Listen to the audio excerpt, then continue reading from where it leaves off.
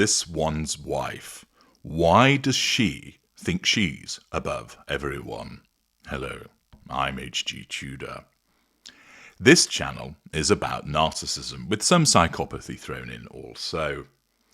Over a number of years, I have created a substantial body of work that's unrivaled in explaining in a clear and coherent fashion what narcissists are, why they behave the way that they do, and providing you with a wealth of material through thousands of videos showing the different manipulations that are applied, the different dynamics, the why victims are selected and chosen, a whole host of brilliant information about the subject. In order to help people understand, I've also taken real-life examples of narcissists in action, ranging from ones that aren't famous but have had their actions caught on film so I can scrutinise them for you in the Watch the Narcissist in Action examples, and also with famous people, or infamous individuals, whereby you get an explanation for why they behave as they do and confirmation as to what they are. And as I regularly explain, it is hugely important to understand what a person is, because then you can gauge their behaviour through the prism of what they are to understand precisely why they do as they do. You, as sensible viewers of this channel, all understand that this one's wife is a narcissist. I've proven this through a massive body of evidence. This means that when it comes to her interactions or potential interactions with other people, she's governed by her narcissism and the pursuit of the prime aims. Notwithstanding this, there are still many people that don't grasp that it is a narcissism that is behind these behaviours. And I would ask of you, valuable viewers, that where you see people labouring in the darkness of confusion, help them turn on the light bulb of enlightenment, which is my work, and direct them or link them to the relevant videos that explain that this one's wife does it because she's a narcissist.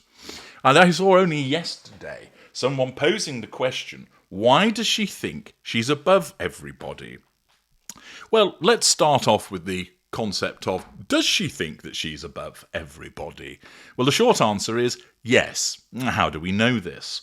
Well, one, because she's a narcissist, more about that in a moment, and two, it's been evidenced by her behaviour. You'll notice she thinks that she's above everybody because she regards herself as an expert in whatever she does.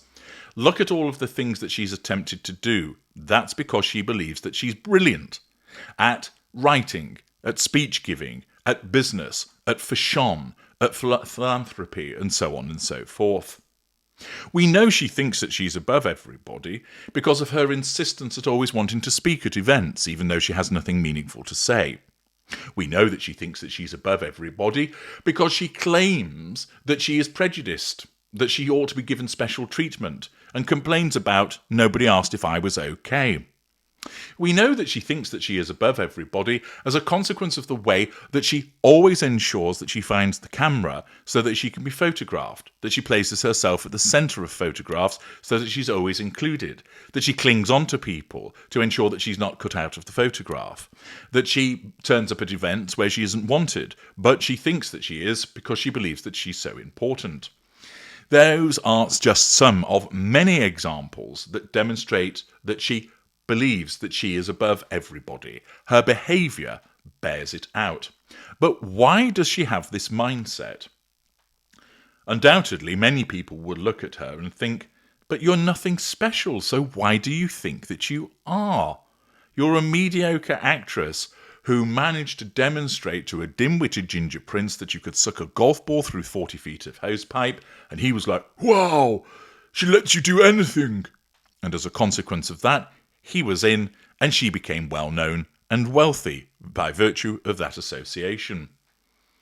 But she is boring. She has no talent other than utilising men for her own purposes. She is, after all, as explained yesterday, very, very effective with men, words that came from her own father. But beyond that, you would look at her and think that she's an average-looking woman, sometimes can look quite attractive, other times looks horrendous.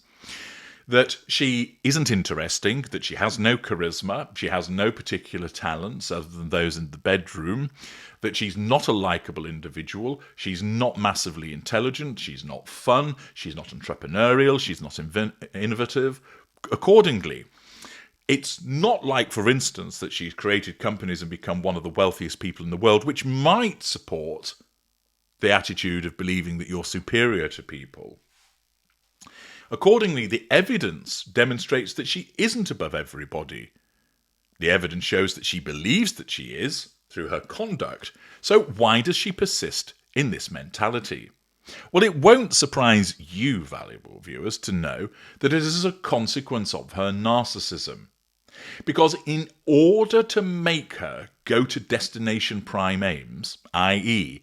to compel her to assert control over people, draw fuel from them, gain character traits and residual benefits, the narcissism has to imbue her with a particular mindset. You see, if she didn't pursue the prime aims, she wouldn't function, because she hasn't learned how to function in any other way than that guided by her narcissism. In effect, she would break down. Therefore, her narcissism needs her to pursue the prime aims so that she survives and might even thrive. To do this, there needs to be some driving factor that makes her pursue that very important control. And you know from separate videos why control is so fundamental to the narcissist. There needs to be something that drives her to go and get that fuel. And again, you know from separate works how important fuel is to the narcissist.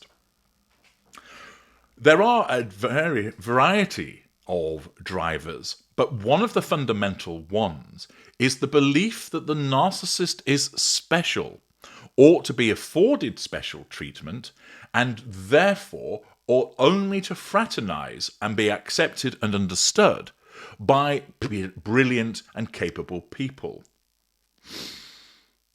Thus, where the narcissist believes that they are superior, they believe that they should be shown due deference and respect. If somebody shows due deference and respect, what are they doing? They're demonstrating they're under control.